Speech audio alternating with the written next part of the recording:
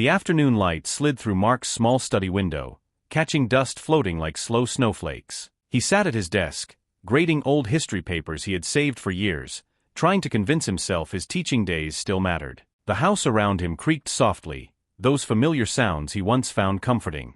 But things had changed since his son and daughter-in-law moved in. He often forgot they were even there because they walked through the house like shadows. When he heard the front door open downstairs, his hand froze over a half-graded essay. Someone was coming up the stairs, and his shoulders tensed without his permission. Emma appeared first in the doorway, wearing a smile too sweet to trust. Her husband, Thomas, stood behind her with his hands shoved deep into his pockets, his eyes avoiding Mark's face. "Mark, we need to talk," Emma said, stepping into the room as if she owned it. Mark removed his glasses slowly, a move he used when dealing with difficult students. "About what?" he asked calmly. Thomas shifted his weight. "We've been thinking about family. About spending more time together." Emma added, "Quality time, before life gets too busy." Her voice sounded rehearsed, almost practiced. Mark watched the two of them closely. They had avoided him for 8 long months, barely greeting him in the kitchen. Why suddenly family time? Why now? Emma leaned forward, tapping Thomas lightly. "Tell him about Miami," she said. Thomas swallowed hard, forcing a smile. "Dad, remember that trip when I was a kid? The beach, the hotel? We want to recreate those memories." Mark kept his tone steady. "You hated that trip. You begged to come home early." Thomas's smile cracked, and for a second, Mark saw something desperate behind it. Something planned. "When are you thinking of going?" Mark asked. "Next week," Emma answered too quickly. "Everything is already booked. All we need is your yes." That sentence told him everything. They had planned this without him. That evening, Emma insisted on cooking dinner, something she never did. She moved around his kitchen with quiet confidence, opening drawers she had no reason to know. Thomas carefully poured wine with trembling hands. Mark watched them both. The atmosphere felt wrong, like actors pretending not to look at the camera. Something was unfolding, and he was the only one not invited. During dinner, Emma placed a plate in front of him and smiled. "Mark, your life insurance policy is very generous. 500,000, right?" His fork stopped mid-air. "How do you know the amount?" he asked softly. "Thomas mentioned it," she replied, slicing her food into perfect squares. Mark looked at his son, but Thomas focused on his plate, avoiding eye contact. "I haven't been feeling well," Mark said quietly, testing them. "My heart feels strange sometimes." Thomas's eyes flashed with something like excitement before he masked it with concern. Emma interrupted quickly. "You're fine, Mark. Probably just stress." But the look they exchanged confirmed his fear. Later that night, when the house grew silent, Mark returned to his study. On the dining table lay flight confirmations already printed, Miami tickets for all 3 of them. His own seat was already chosen. They had booked everything before asking him. That single detail tightened something deep inside his chest. He picked up an old photograph of Thomas at age 7, smiling with missing teeth, hugging him tightly. How had that innocent boy become this distant man planning something behind his back? Mark stared at the photo for a long moment, feeling a chill he hadn't felt in years. Morning brought his decision. He would go to Miami, but on his terms. If they were hiding something, he would uncover it. When Thomas knocked on his door, smiling nervously and asking, "So, Dad?" "Miami," Mark answered calmly, "I'll go." Relief flooded Thomas's face too quickly, too deeply. Emma appeared behind him, giving a tiny nod as if sealing a deal. Mark packed slowly that day, placing his medicine bottles in his carry-on, not his checked bag. A small precaution, but important. He had taught thousands of students. Survival often depends on small details. The ride to the airport felt heavy and silent. Mark sat in the passenger seat, suitcase on his lap because Thomas claimed the trunk was full, though Mark had seen it was empty. Emma stared out the window, sending messages and deleting them instantly. Thomas's hand squeezed the steering wheel until his knuckles went white. "Excited about Miami, Dad?" he asked, voice cracking. Mark replied calmly, "Should I be?" Thomas forced a laugh, but his eyes stayed nervous. Every mile toward the airport made Mark more certain something was deeply wrong. Inside the airport, Emma guided him through security with unnatural urgency. She kept glancing at his carry-on, watching it pass through the scanner like she expected something to appear. When they reached the gate, Thomas and Emma boarded early with Zone 1, leaving Mark alone in Zone 3. They didn't look back once. When he finally entered the plane, a flight attendant approached him. Her name tag read Maya, and her smile trembled at the edges. She leaned close and whispered, "Pretend you're sick and get off this plane." Mark blinked at her, confused. But her eyes were full of fear. Maya returned moments later, gripping his arm harder this time. "Sir, please," she whispered desperately. "You must leave this plane now." Her voice shook like someone carrying a terrible secret. Before Mark could respond, Thomas called down the aisle, "Dad? Everything okay?" Panic flickered in Maya's eyes. Mark made a sudden choice. He grabbed his chest and collapsed to one knee. Flight attendants rushed in instantly, surrounding him, calling for medical staff. As they wheeled him back up the jetway, he looked at Thomas and Emma one last time. Their faces showed no fear, only disappointment. And that told him everything. They rolled Mark into the small medical room beside the gate, bright lights buzzing overhead. A paramedic checked his vitals. "His heart is fine," the man said, confused. Mark nodded weakly, still acting. Through the thin curtains, he saw the plane pushing away from the gate.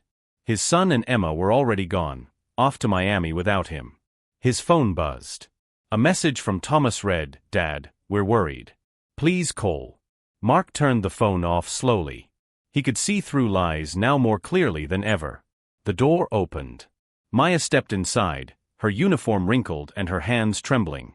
She closed the door quietly and whispered, "Mr. Turner, I need to show you something." Mark straightened.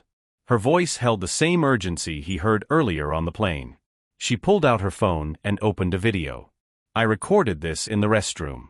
Your daughter-in-law didn't know I was there." Mark felt his heartbeat slow, not from fear, but from preparation. The video played. The ceiling of an airport bathroom showed on screen, then Emma's voice filled the room.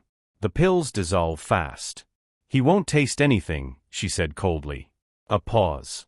"Altitude makes heart attacks believable.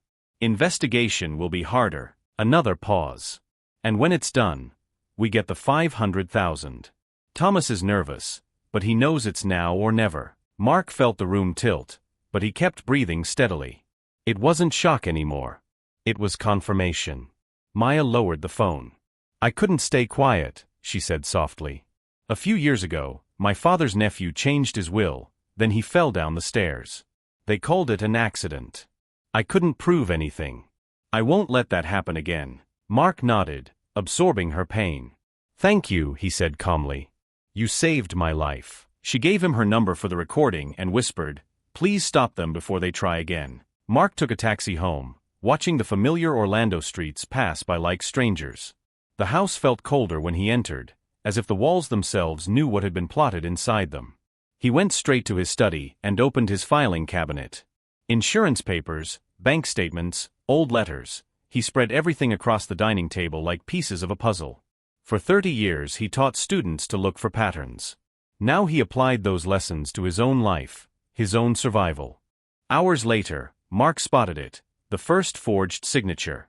The beneficiary change on his insurance was fake. The M in Mark was looped in a way he never wrote. He took a photo and continued digging. Soon he found bank transfers he never authorized, small amounts at first, then larger ones. Money had been leaking from his account for months. He found a fake medical report next, claiming he suffered from cognitive decline. His hands tightened. They weren't just planning to kill him, they were building a story to justify it. 3 days passed. Mark avoided Thomas and Emma's messages, pretending stomach trouble from the airport incident. Secretly, he met with a lawyer named Mr. Hayes, a calm man with sharp eyes. Mark handed him the forged papers, bank statements, and Maya's recording. Mr. Hayes scanned each document. "This isn't just fraud," he said slowly. "This is attempted murder. And they planned it carefully." Mark nodded. "I want a case so strong there's no escape for them," he said. "No excuses." That night, Mark installed cameras around the house. Thomas and Emma encouraged it, believing Mark was simply becoming forgetful. "That's a good idea, Dad," Thomas said. "You'll feel safer." Mark smiled gently. Yes, safer. What they didn't know was that the cameras recorded sound. Within hours, the microphones captured their whispered arguments. The pills should have worked, Emma hissed. Now we try Plan B, Thomas whispered. Make him look incompetent. Mark listened to every word, filing each clip carefully. Their conversations grew darker. They discussed forcing a medical evaluation, finding a doctor who would help label him mentally unfit. Mark sent every recording to Mr. Hayes, who added them to the growing evidence file. They're digging their own grave, the lawyer said. Let them, Mark replied quietly. People show their true selves when they think no one is watching. The next day, Thomas tried to access Mark's accounts, but everything was already frozen through legal channels. Their panic was just beginning. That evening, Mark served dinner like nothing was wrong. Thomas and Emma sat across from him, their faces pale and tense. Strange, Mark said casually. The bank called today. They're investigating unauthorized withdrawals. Emma's fork trembled. Thomas swallowed hard. Dad, we can help explain that, Thomas stuttered. Mark looked at him steadily. No need, he said softly. The truth always explains itself. They stared at him, confused but afraid, sensing he had shifted, but not yet knowing how much he knew. Later that night, Mark stood outside the kitchen doorway, watching Thomas and Emma whisper in the living room. The camera above them recorded everything. We need a doctor to sign it, Emma said sharply. Someone who will say he's incompetent. Thomas rubbed his face with shaking hands. What if he refuses the test? Emma leaned closer. Then we make it look like he needs it. Mark quietly stepped back, his heart steady.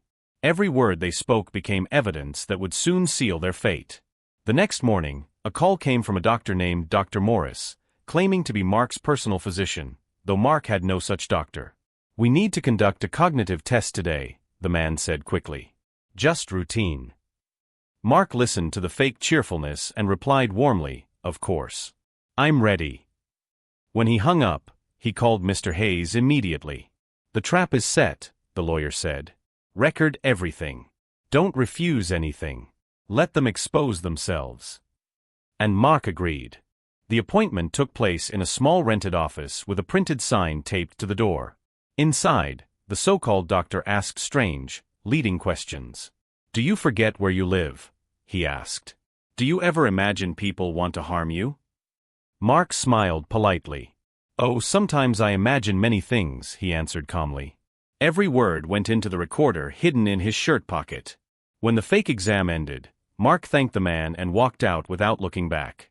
He had everything he needed. The next day, Mark met with a real professional, Dr. Alicia Chun, an independent specialist with 30 years of experience. Her office smelled of books and fresh coffee. She tested his memory, his reasoning, his thinking skills. She studied not only his answers but how calmly he approached each question. After 90 minutes, she closed her file. You are fully competent, Mr. Turner, she said firmly. Sharp mind. No signs of confusion. Mark nodded. Please prepare a full written report. She agreed without hesitation. When Mark drove home, he saw Thomas waiting on the porch, a thick envelope in hand. Dad, we need to talk, he said, voice tight. Mark stepped out of the car slowly. Thomas thrust the envelope toward him. This is for your protection, he insisted. Mark opened it and read the first line, Petition for guardianship due to mental incompetence. Lies filled every page, false incidents, fake medical reports, neighbor statements twisted into accusations. Mark looked up calmly. You want to control me? He asked. Thomas avoided his gaze. Dad, please. You need help. You're confused. You imagine things. Mark folded the papers neatly. Whose safety are you protecting, mine or yours? Thomas's eyes flickered with panic. He backed away without answering and disappeared inside the house. Mark walked into his study, placed the petition on the desk, and breathed deeply. They weren't slowing down. They were accelerating. And the more desperate they became, the more evidence they created. Mr. Hayes arrived within the hour. He spread the guardianship papers across the table. They're trying to take full control of your life, he said. Financial decisions, medical decisions, everything. Mark nodded. Then let's end this properly. Together they reviewed every false statement, every forged document, every signature that didn't match Mark's real handwriting. We file our counterattacks soon, Mr. Hayes said. And when we do, the law will not be kind to them. That evening, Mark walked to his neighbors' homes. He politely asked each person what they had been told about him. Most were embarrassed. Thomas said you approved everything, one neighbor whispered. I didn't know he planned to use my words in court. Another apologized, explaining she thought she was helping with medical care. But 3 neighbors refused to speak, likely the ones Thomas had paid. Mark didn't argue. The truth will come out, he said softly. And he knew it would. Days passed. Tension in the house grew heavy, sharp like glass. Thomas tried repeatedly to access Mark's bank account, but each attempt failed. He slammed the laptop shut in frustration. Emma pressed him. We need a new plan. Fast. Thomas snapped, everything is falling apart. Mark listened from the hallway. The cameras caught every word, every moment of anger, every admission of guilt. He forwarded each recording to Mr. Hayes. The case folder grew thicker every day. Finally, the last piece fell into place. Dr. Chen's official report arrived, confirming Mark's full mental clarity. It directly contradicted the fake doctor's lies. Mr. Hayes called. We're ready, he said. We'll file the full case: fraud, attempted murder, forgery, financial abuse. Once we submit this, there's no going back. Mark stood in his study, looking at the evidence wall he had built like a quiet soldier preparing for battle. File everything, he said softly. They wanted to end my life. Now they will face the truth. Early the next morning, the courthouse clerk received a thick file from Mr. Hayes. It contained every recording, every forged document, every false report, months of deception laid bare. As the clerk read, her expression changed from curiosity to alarm. She called her supervisor, who then contacted the judge. Within 2 hours, an emergency hearing was scheduled. Mark stood quietly beside Mr. Hayes, calm as ever. Today, the lawyer said softly, their lies collapse. Later that afternoon, a professional server knocked on Mark's front door. Emma answered, still wearing her medical badge. He handed her the envelope. You've been served. She opened it casually at first, then her face drained of color. No, this can't be happening, she whispered. He wasn't supposed to figure it out. Thomas rushed over. What is it? She shoved the papers toward him. He knows. He knows everything. Mark watched from across the street, silent and steady. Inside the house, the panic exploded.